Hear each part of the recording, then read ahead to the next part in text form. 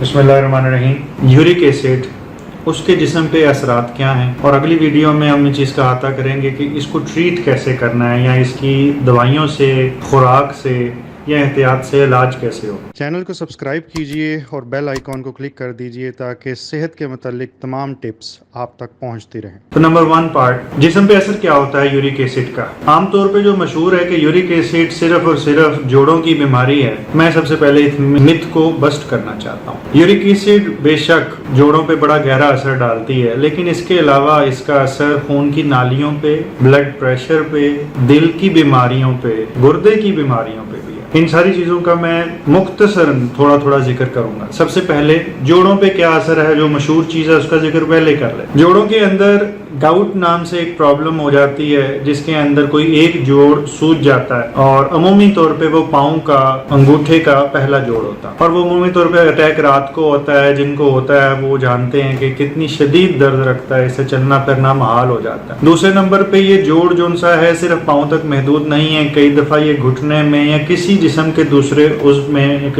جوڑ میں بھی ایسا ہو سکتا ہے۔ اس کے علاوہ بعض اوقات یہ درد کسی ایک جوڑ تک اس طرح محدود نہیں رہتی اور جنرلائزڈ ہوتی ہے، چھوٹے چھوٹے جوڑوں میں اور بڑے جوڑوں میں مل کے ہو رہی ہوتی ہے۔ کئی دفعہ یہ جوڑوں میں اور باقی پٹھوں میں ڈسٹریبیوٹیڈ ہوتی ہے، اور جنرلائز پورا جسم عام طور پہ لوگ ذکر کرتے ہیں جسم ہی پھوڑا بن گیا، یعنی پورے جسم میں درد ہو رہی ہے۔ وہ بھی بعض اوقات یورک ایسڈ سے ایسوسیٹیڈ ہے، لیکن اس کو ڈیفرینشیٹ کچھ فائبرومائلجیا اور دوسری کنڈیشن سے کرنا ہوتا ہے، جو آپ کا فزیشین اگر پراپرلی ٹرینڈ ہے تو وہ کر سکتا ہے۔ اس کے علاوہ یورک ایسڈ کے ساتھ کچھ جسم کے اندر سپاٹس بھی بن جاتے ہیں، ریزڈ ایریاز بن جاتے ہیں، ان کو ٹوفائی کہتے ہیں۔ وہ یورک ایسڈ کے مٹیریل کے جڑنے کی وجہ سے ایک مٹیریل ڈپازٹ ہو جاتا ہے جوڑوں اور انگلیوں کے آس پاس یا جوڑوں کے آس پاس اوپر کی جانب سے، اور وہ محسوس بھی ہو سکتا ہے اور دیکھا بھی جا سکتا ہے۔ وہ ایڈوانس سٹیج کی بات ہے۔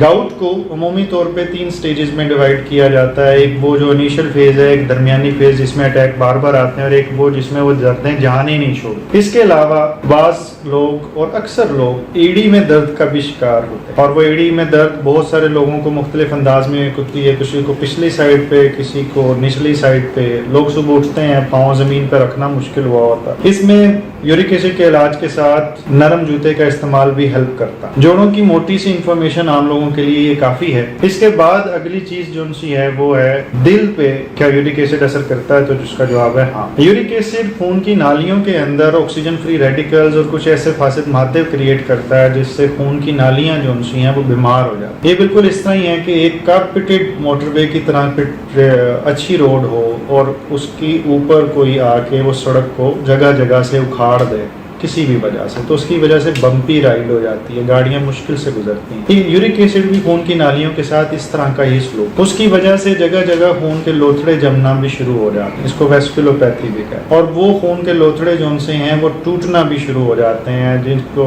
ہم ایتھیروسکلیروٹک ڈیزیز بھی کہتے ہیں، اور اس کی وجہ سے مایوکارڈیل انفارکشن، ایکیوٹ کورونری سنڈروم، جسم کی دوسری خون کی نالیاں جو ٹانگوں یا بازوں کو سپلائی کر رہی ہیں ان کا بھی پرابلم ہو سکتا ہے۔ اس کے بعد یورک ایسڈ کا تعلق ہمارے وزن کی زیادتی اور کمی سے بھی ہے۔ اگر ہمارا وزن زیادہ ہے اور یہ چکنائی جو سی اضافی ہو کے جگر کے اندر بھی جم رہی ہے، تو ہمیں ارلی میٹابولک سنڈروم شروع ہوتا ہے، اس سے یورک ایسڈ بڑھتا ہے، وزن بڑھتا ہے، کچھ خون کے اندر چکنائی کی خاص تناسب بڑھتا ہے۔ اس کے ساتھ ساتھ میں یہ بھی ذکر کرنا چاہوں گا کہ جب بھی چکنائی کا ٹیسٹ کرائیں پاکستان میں تو صرف کولیسٹرول دیکھا جاتا ہے، ایسا مت کریں، پوری لپڈ کی پروفائل کریں، کیونکہ عمومی طور پہ اس کے تیسرے نمبر پہ لکھی ہوئی کولیسٹرول کی ٹائپ LDL وہ زیادہ تر فساد پیدا کر رہی ہوتی ہے۔ اس کے بعد گردے کے اوپر اس کا کیا اثر ہے؟ گردے کے اندر یورک ایسڈ سٹون بھی کر سکتا ہے، یعنی پتھری بھی کر سکتا ہے، گردے کی کارکردگی بھی آہستہ آہستہ کم کر سکتا ہے، اور بعض کا گردے کی خرابی کی وجہ سے یورک ایسڈ بڑھ جاتا ہے۔ تو یہ